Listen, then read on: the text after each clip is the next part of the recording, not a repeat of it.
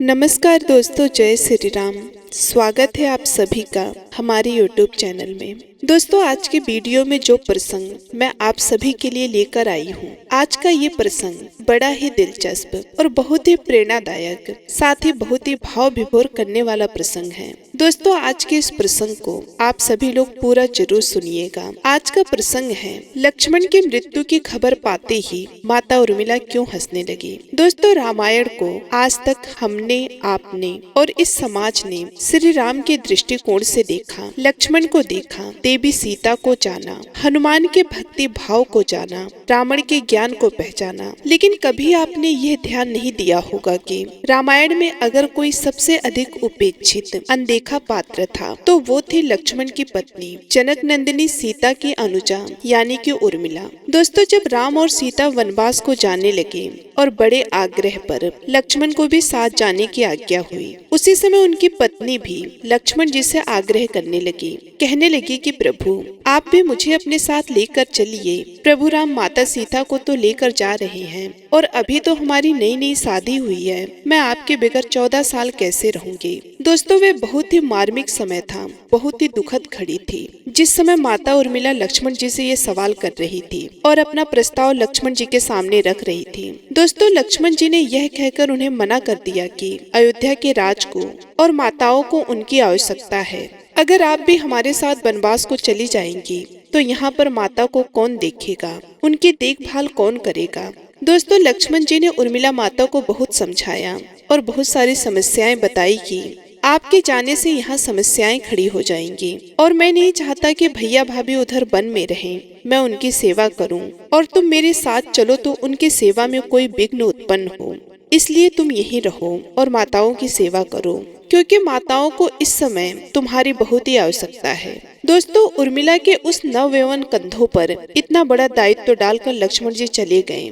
उन्होंने एक पल भी पीछे मुड़कर नहीं देखा। जो जीवन सरिता जो कोई नववधु अपने पति के साथ गुजारती है, दोस्तों, वो उर्मिला के नसीब में नहीं था।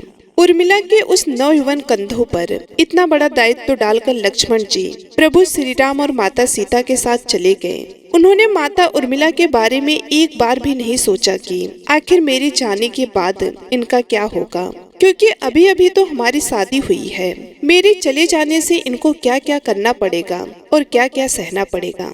दोस्तों, वो पल, वो जीवन सरिता जो कोई भी नववधु अपने पति के साथ गुजारती है, वह उर्मिला के नसीब में नहीं लिखी गई थी। दोस्तों, उर्मिला एक पतिव्रता स्त्री थी जो जीवन के चंचल पड़ाव पर थी और अपने पति से दूर रहने पर भी लेस मात्र भी किसी और का ध्यान नहीं किया। दोस्तों, ये उर्मिला माता का महान चरित्र, महान अखंड, महान पतिव्रता धर्म था। ये उर्मिला की औडित, आचर्चित, अघोषित महानता थी।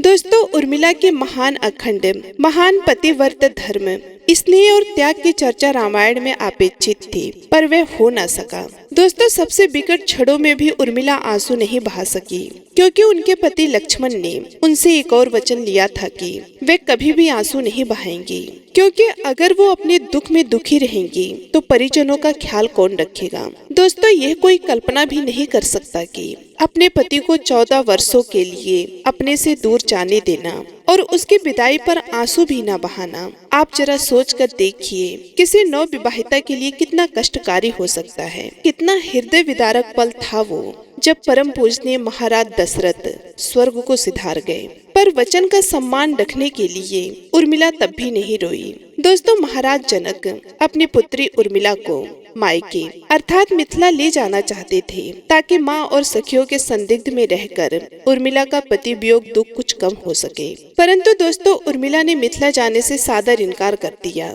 ये कहते हुए कि अब पति के परिजनों के साथ रहना और दुख में उनका साथ ना छोड़ना अब वही उसका दायित्व और उसका धर्म है।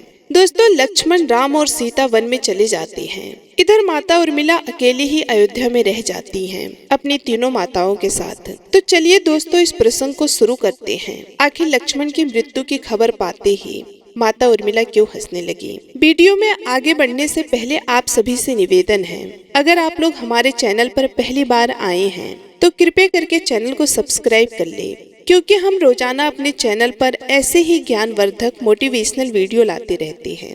तो चलिए शुरू करते हैं आज का ये प्रसंग। दोस्तों इधर सब कुछ सामान्य रूप से चलता है और उधर लक्ष्मण जी को शक्ति बाण लग जाता है और राम जी के आग्रह करने पर हनुमान जी संजीवनी बूटी लाने जाते हैं। दोस्तों जब वो उधर से वापस लौटते हैं, रास्ते में उन्हें अयोध्या के दर्शन होते हैं। हनुमान जी सोचने लगते हैं कि जब इसी रास्ते से जा रहे हैं तो क्यों ना अयोध्या के दर्शन करते हुए चले। दोस्तों तभी भरत जी के सैनिकों की नजर हनुमान जी पर पड़ती है और वे जाकर के भरत को बताते हैं और बोलते हैं कि प्रभु कोई शत्रु अयोध्या पर आक्रमण करने आ रहा है। दोस्तों सैनिकों की बात सुनकर भरत जी आकर के देखते हैं तो उन्हें लगता है कि सच में कोई शत्रु आक्रमण करने आ रहा है। वे उसी समय अपने तरकस से बाण निकालते हैं और हनुमान जी पर सीधे निशाना छोड़ देते हैं। दोस्तों जैसे ही भरत जी का बाण हनुमान जी को लगता है, उसी समय हनुमान जी मूर्छित होकर जमीन पर गिर जाते हैं और राम राम बोलने लगते हैं।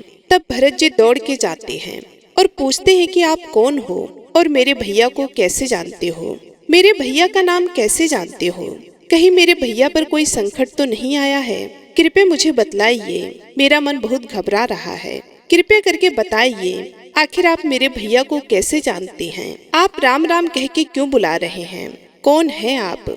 दोस्तों तब भरत जी की बात सुनकर हनुमान जी भरत जी को सारी बातें बताते हैं और बोलते हैं कि हे भरत, लक्ष्मण जी को शक्ति बाण लग गया है और उनके प्राण संकट में हैं। उन्हीं के लिए संजीवनी लेकर जा रहा था। सूर्य उदय से पहले मुझे ये संजीवनी लेकर पहुंचना है। रास्ते में ही अयोध्या पड़ गई, सोचा कि अयोध्या के दर्शन करते हुए चलूं।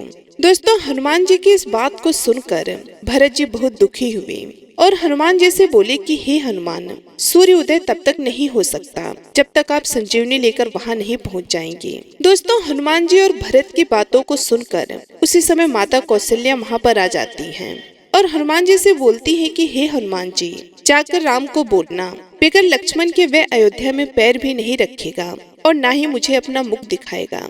यदि लक्ष्मण को कुछ हो गया, उसको बोलना कि राम को भले ही कुछ हो जाए, लेकिन लक्ष्मण को कुछ भी नहीं होना चाहिए। दोस्तों जब ये वार्तालाप कौशल्या माता और हनुमान जी के बीच में हो रहा था, तभी उसी समय उनकी बातों को सुन करके वहाँ पर माता सुमित्रा भी आ जाती हैं और हनुमान जी से कहने लगती है कि हे हनुमान, अगर प्रभु की सेवा करने में लक्ष्मण के प्राण चले जाएं तो कोई बात नहीं है, अभी मेरा दूसरा बेटा जीवित है, मैं उसको युद्ध में भेज दूंगी। दोस्तों माता का वात्सल्य प्रेम देखकर हनुमान जी भाव विभोर हो गए। उसी समय हनुमान जी की नजर एक स्त्री पर पड़ी। वे देख रहे थे कि वह न किसी से बोल रही है, न ही किसी से कुछ कह रही है। वो उनके पास जाते हैं और उनको सारी बातें बताते हैं और कहते हैं कि लक्ष्मण जी के प्राण संकट में हैं, उनको शक्ति बाण लग गया है। दोस्तों यह बात सुन करके उर्मिला माता हंसने लगी। उनको हंसता हुआ देखकर हनुमान जी दंग रह गए और बोलने लगी कि आप कैसी स्त्री हैं, आपके पति के प्राण संकट में हैं और आप हंस रही हैं। दोस्तों इस बात पर उर्मिला जी ने जो जवाब दिया, उनका जवाब सुनकर तीनों लोगों के लोग स्तंभ रह गए और स्वयं हनुमान जी भी स्तंभ रह गए। दोस्तों माता उर्मिला ने कहा कि अभी तो मेरा दीपक जल ही रहा है, तो भला लक्ष्मण जी को क्या हो सकता है। उर्मिला जी ने हनुमान जी से बोला कि हे हनुमान, यदि आप चाहे तो अयोध्या में 1-2 दिन विश्राम कर ले। सूर्य जब तक नहीं निकलेगा, जब तक कि आप वहां पर संजीवनी लेकर पहुंच न जाए। दोस्तों माता उर्मिला की बात सुनकर हनुमान जी बहुत अचंभित हुए और सभी लोगों से आज्ञा लेकर संजीवनी लेकर श्री राम के पास पहुंच गए। दोस्तों मैं आशा करती हूं कि हमारे द्वारा बताया गया रामायण का ये छोटा सा प्रसंग आप सभी लोगों को अच्छा लगा होगा। दोस्तों यदि हमारी वीडियो आप सभी लोगों को अच्छी लगी तो वीडियो को लाइक करके चैनल को सब्सक्राइब करना बिल्कुल भी मत भूलिएगा। साथ ही कमेंट बॉक्स में जय श्री राम, जय हनुमान, जय लक्ष्मण, जय माता सीता जरूर लिखिएगा। मिलते हैं अगले वीडियो में, तब तक के लिए आप सभी का तहे दिल से बहुत बहुत धन्यवाद।